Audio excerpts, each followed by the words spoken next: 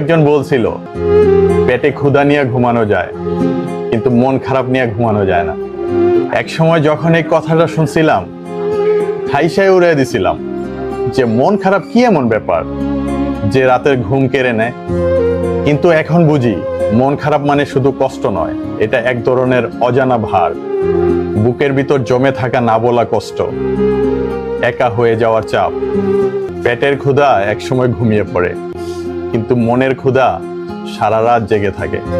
মন খারাপের সময়গুলোতে পৃথিবীটা অনেক দূরের মনে হয়, কাছের মানুষগুলোও অনেক অচেনা হয়ে যায়। তাই আজকাল রাতে ঘুম আসে না ঠিকঠাক, ঘুমাতে গেলেও মনের ভিতর যুদ্ধ শুরু হয় নিজেকে বুঝানোর। বিশ্বাস করেন, পেটের ক্ষুধা সহ্য করা অনেক সহজ, কিন্তু মনের কষ্টগুলো মানুষকে জীবন্ত লাশ বানিয়ে দেয়।